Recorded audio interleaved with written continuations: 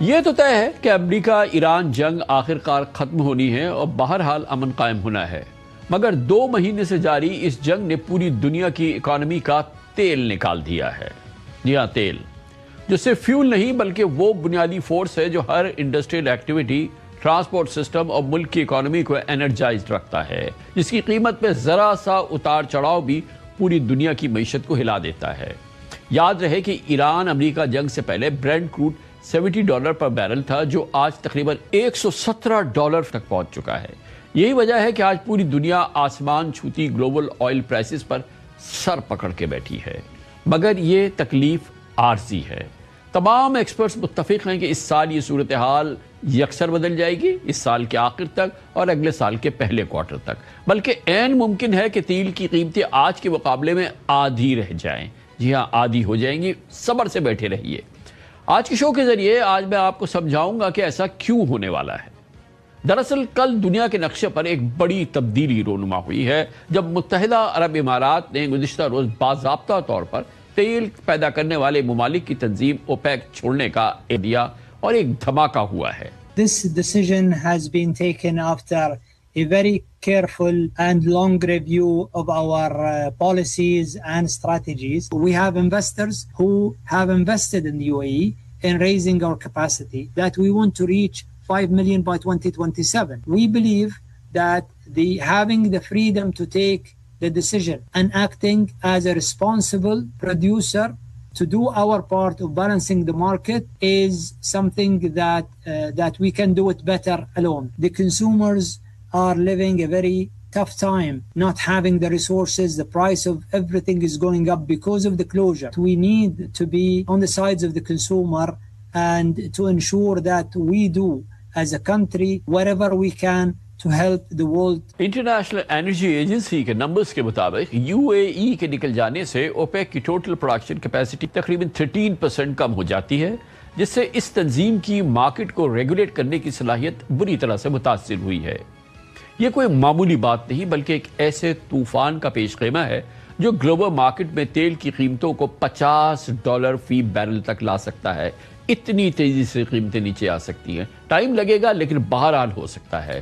OPEC plus کے رکن Russia کے فائنانس منسٹر کے مطابق یو اے ای کے اوپیک سے نکلنے کا گلوبل مارکیٹ پر بہت بڑا اثر پڑ سکتا ہے۔ فیوچر میں تیل کی قیمتوں میں واضح کمی دیکھی جا سکتی ہے۔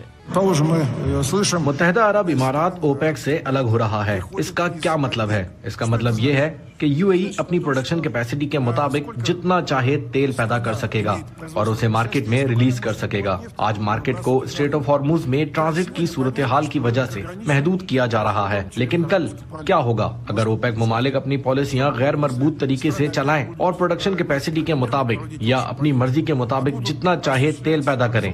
تو کیا ہوگا؟ اس صورت میں قیمتیں لازمی طور پر نیچے آ جائیں گی۔ قیمتیں نیچے آ جائیں گی، قیمتیں نیچے آ جائیں گی، ایسا کیوں ہوگا؟ اس کی 3 بڑی وجوہات ہیں۔ پہلی وجہ یہ ہے کہ یو اے ای جو اوپیک کا اب تیسرا بڑا آئل پروڈیوسر تھا، اب کسی پابندی کا محتاج نہیں ہے، وہ اوپیک کی پابندیوں سے آزاد ہو گیا۔ ایمریٹس نے اربوں ڈالر خرچ کر کے اپنی پروڈکشن کیپیسٹی 48 لاکھ بیرل روزانہ تک پہنچا دی ہے، تقریباً 5 ملین بیرل تک۔ اب وہ مزید انتظار کرنے کو تیار نہیں اور پوری قوت کے ساتھ اپنا تیل مارکیٹ میں لانا چاہتا ہے۔ The UAE has been pissed off with the allocation, its quota that it gets from OPEC. It wants 3.8 million barrels. It's had 3.2. They were given 3.5. And they believe the UAE, that's Abu Dhabi, it's Dubai, it's Sharjah, and all of those, the 7 Emirates, they believe they've spent a fortune on their oil infrastructure. They should be allowed to recoup it. Their oil is cheap to produce, and therefore they need to crank it out. Now, why is this? It's there's a paradox here, because the more they want to get for themselves, the more they produce, therefore the price will come down. گویا جب market میں تیل کی بہتات ہوگی تو قیمتوں کا نیچے آنا یقینی ہے۔ ایکسپرٹس اسے قیمتوں کی جنگ کا، پرائس وار کا آغاز قرار دے رہے ہیں۔ دوسری وجہ امریکہ کی ریکارڈ آئل پروڈکشن ہے۔ شاید آپ میں سے بہت سے لوگوں کو نہ پتا ہو کہ امریکہ خود دنیا کا اس وقت سب سے بڑا آئل پروڈیوسر بن گیا ہے۔ امریکہ کروڈ آئل پروڈکشن میں ایک ناقابل تسخیر قوت ہے۔ 2027 تک امریکی شیل آئل کی پروڈکشن تقریباً 1,40,00,000 بیرل روزانہ تک پہنچنے کی توقع ہے. We have our own oil and gas, much more than we need. We have more oil and gas than Saudi Arabia. Think of this. We produce more Saudi Arabia and add Russia to it. Substantially more. And by next year, we'll have double that amount. اور دوسری جانب American companies اس قدر modern technology استعمال کر رہی ہیں کہ اگر تیل کی قیمت $40 یا $50 بھی ہو جائے تب بھی وہ منافع کما سکیں گی. یعنی کہ قیمتیں گر کے $50 بھی ہو جائیں گی, $50 پر بیرل بھی ہو جائیں گی, تو امریکن کمپنیز جو ہیں وہ پھر بھی اس میں پیسے بنائیں گے. یہ بڑھتی ہوئی سپلائی اوپیک کے لیے قیمتیں اوپر رکھنا ناممکن بنا دے گی. تیسرا اہم فیکٹر گرین انرجی اور الیکٹرک گاڑیوں کا انقلاب ہے جس نے دنیا میں تیل کی ضرورت کو انتہائی محدود کر دیا ہے. الیکٹرک گاڑیاں یعنی ای ویز کی فروخت سالانہ 2 کروڑ سے تجاوز کر چکی ہے. چین جو دنیا میں تیل کا سب سے بڑا خریدار تھا اب تیزی سے سولر, نیوکلیئر اور ونڈ انرجی کی طرف منتقل ہوا ہے. جب خریدار ہی کم ہوں گے تو آئل کی ڈیمانڈ خود گر جائے گی, سپلائی زیادہ ہوگی, ڈیمانڈ کم ہوگی, قیمتیں گر جائیں گی. اسی لیے ہم کہہ رہے ہیں کہ صبر کر کے بیٹھیے, کچھ مہینوں کی بات ہے, تیل کی قیمتیں گرنی شروع ہو جائیں گی اور آپ کی قسمت بدلنی شروع ہو جائے گی. ایکسپرٹس کے مطابق آج جنگی حالات کی وجہ سے قیمتیں ٹیمپرری تقریباً $100-110 پر بیرل کے قریب ہے, اور خیال یہ کیا جا رہا ہے کہ 2026 کے آخر تک جب اسٹریٹ آف ہارمز کھل جائے گی, جب UAE کا تیل اس کی مرضی سے مارکیٹ میں آنے لگے گا, ہو سکتا ہے کہ ایران کا تیل بھی مارکیٹ میں آنے لگے, سینکشنز میں کمی آئے, تو یہ قیمتیں بہت تیزی سے گریں گی اور یہ $60 کے آس پاس آ جائیں گی. جبکہ 27 کے آغاز تک وہ فیصلہ کل موڑ آ جائے گا جب تیل $50 سے $55 فی بیرل تک گر سکتا ہے.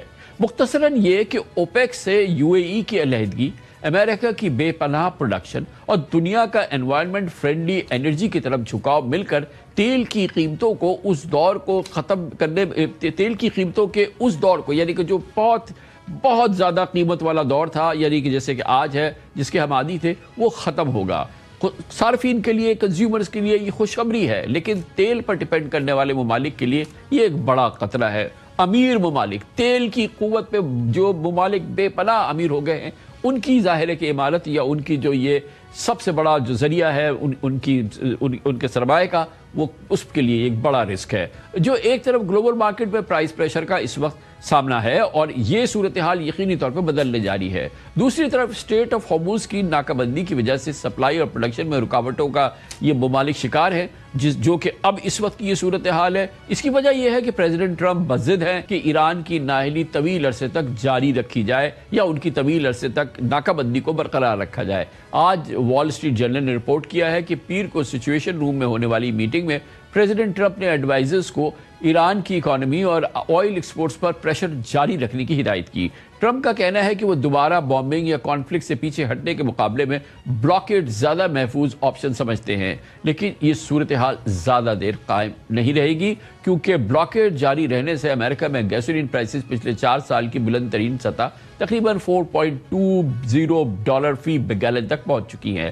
اس کے علاوہ اس وار کے باعث امریکہ میں پریزیڈنٹ ٹرمپ کی مقبولیت زمیں بوس ہو چکی ہے اور ریپبلکن پارٹی کے لیے آئندہ مڈ ٹرم الیکشن جیتنا بھی مشکل ہوتا جا رہا ہے.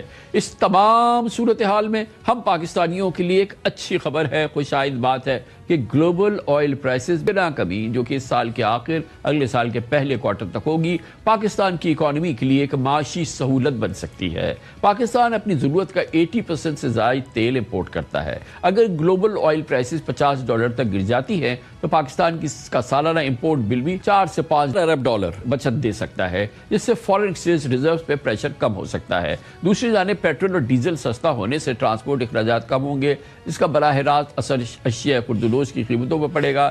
مہنگائی سے ریلیف ملے گا اور ریٹ کم ہوں گے, جبکہ سستا فیول بجلی کی پروڈکشن کاسٹ کو بھی کم کرے گا, جس سے ٹیکسٹائل دیگر انڈسٹریز کے لیے گلوبل مارکیٹ پہ مقابلہ کرنا آسان ہو جائے گا.